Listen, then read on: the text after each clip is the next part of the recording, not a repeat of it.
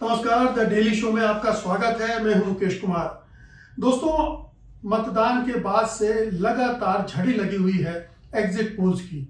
इन पिछले 2 दिनों में लगभग 1 दर्जन एग्जिट पोल आ चुके हैं और वो सही संकेत देने के बजाय कंफ्यूजन बढ़ा रहे हैं। दोनों जो 1 दर्जन एग्जिट पोल की मैं बात कर रहा हूं वो आपस में बटे हुए हैं, लेकिन एक ट्रेंड भी उनमें साफ दिख रहा है।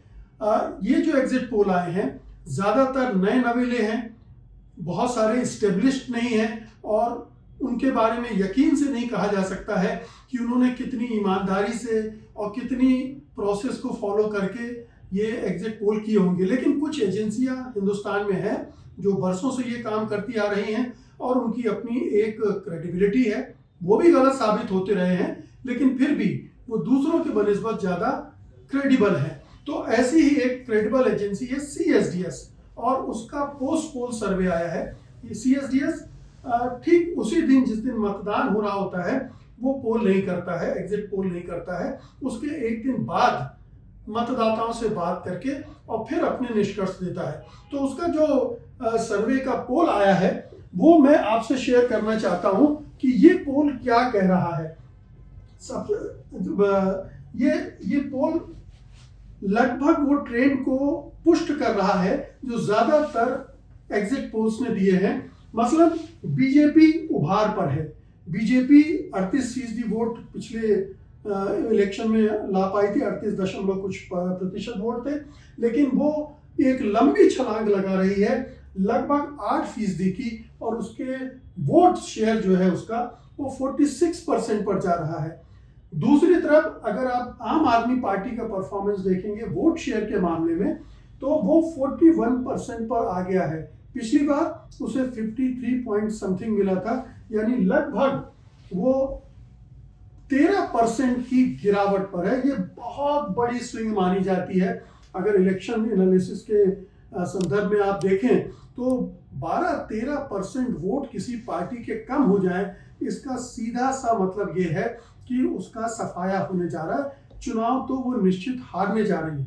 लेकिन यहाँ एक कैच है जिस पर अभी मैं बात करूंगा। यहाँ कांग्रेस के वोट भी 9% बढ़ रहे हैं, 9% हो रहे हैं। पिछली बार उसके 4.5% के आसपास थे, यानी वो उसके वोट डबल हो रहे हैं।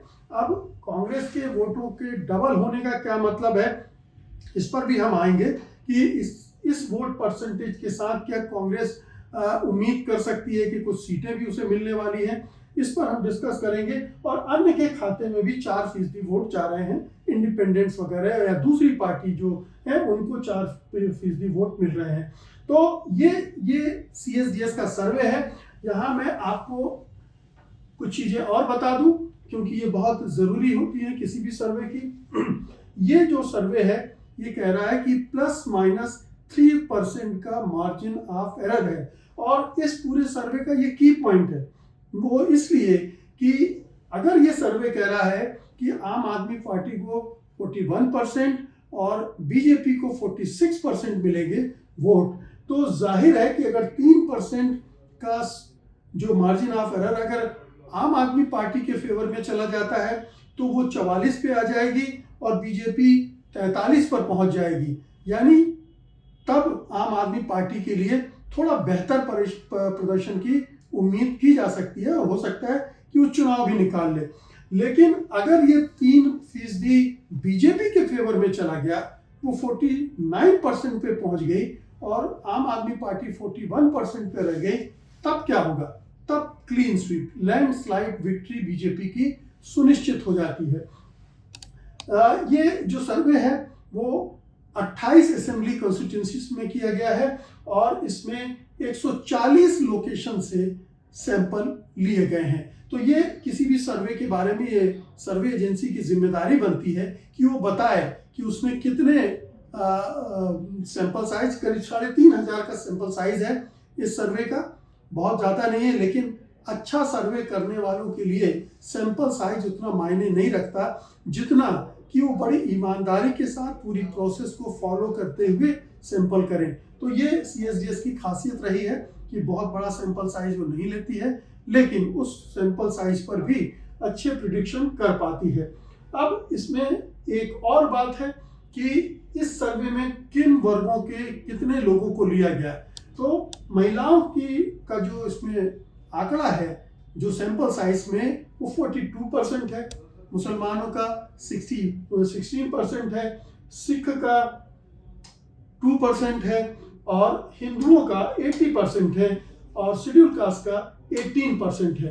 तो ये आपको आंकड़े सैंपल साइज के विभाजन, यानी जिन वर्गों के साथ लिए गए हैं उसके हैं।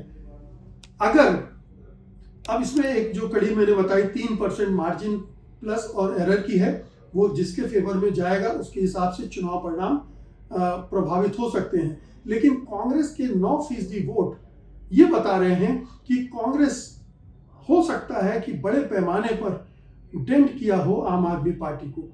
अगर वो 4-4.5% वोट कांग्रेस पार्टी के नहीं बढ़े होते, वो भी आम आदमी पार्टी के खाते में होते, तो आज उतनी दुर्गति न हो रही होती आम आदमी पार्टी की। अब इस एक और क्रेडिबल एजेंसी को लेते हैं, उसका सर्वे कल आया था। 2-3 एजेंसी हैं, जैसे CSDS की बात की मैंने, एक्सिस माई इंडिया भी क्रेडिबल एजेंसी मानी जाती है। हालांकि लोकसभा चुनाव में उसकी बहुत बुरी दुर्गति हुई थी, और आप जानते हैं कि उसके जो प्रदीप गुप्ता हैं वो स्क्रीन पर रोने के लिए भी मजबूर हो गए थे। लेकिन वो उस एजेंसी की थोड़ी विश्वसनीयता है। और एक और है सी वोटर ने इस तरह के आंकड़े इस बार नहीं दिए हैं, वोट शेयर नहीं दिया है। विभिन्न वर्गों ने किस किस तरह से वोट डाले, क्या पैटर्न रहा है, उसके बारे में उसने जानकारी दी है। तो अब मैं आपको एक्सिस माई इंडिया का जो पोल है वो उस पर मैं आपको ले जा रहा हूं। ये जो पोल है, आप देखिए कि इसने बीजेपी को 48% वोट दिए थे। वोट शेयर जो था बीजेपी का 48, CSDS में 46, इसमें आम आदमी पार्टी को 42%, उसमें 41%, और कांग्रेस को 7%, उसमें 9%। तो बहुत मामूली सा फर्क है। लेकिन ये अगर 3% जो प्लस माइनस मार्जिन एरर को देखें, तो इन सब को अगर देखें तो ये और CSDS का सर्वे बहुत करीब है। लेकिन एक्सिस माई इंडिया ने इसको सीटों में भी कन्वर्ट करके दिया है कि अगर 48% वोट बीजेपी को मिलते हैं तो 45 से 55 सीटें तक वो जीत सकती है। आम आदमी पार्टी को अगर 42% मिलते हैं तब भी 15 से 25 सीटें ही उसको मिल रही हैं, और कांग्रेस को 0 से 1 सीटें मिल रही है। एक अन्य के खाते में जा सकती है 0 से लेकर 1 तक। तो ये कुल मिलाकर दो जो मेजर सर्वे हैं, एग्जिट पोल या पोस्ट पोल सर्वे, उनके आंकड़े हैं। और इन आंकड़ों के आधार पर अब कहा जा सकता है कि दिल्ली में बीजेपी बहुत हद तक सरकार बनाने के कगार पर है। अगर ये और इन एजेंसियों पर थोड़ा भरोसा किया जाए तो निश्चित रूप से आम आदमी पार्टी अब सत्ता में लौटती नहीं दिख रही है। आम आदमी पार्टी के लिए ये एक बहुत बुरा संकेत है। और हालांकि कल मतगणना होनी है, आम आदमी पार्टी अभी भी अपने मतदाताओं पर और अपने पर भरोसा जता रही है और इन तमाम एग्जिट पोल को खारिज कर रही है।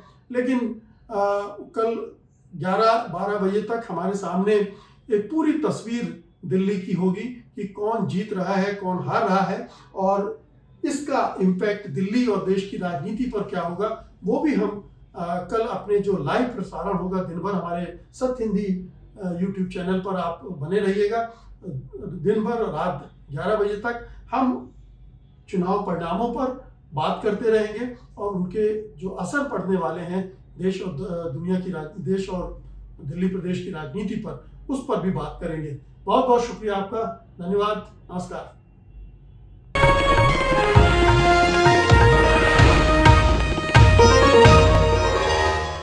Copyright disclaimer under Section 107 of the Copyright Act 1976. Allowance is made for fair use for purposes such as criticism, comment, news reporting, scholarship, and research.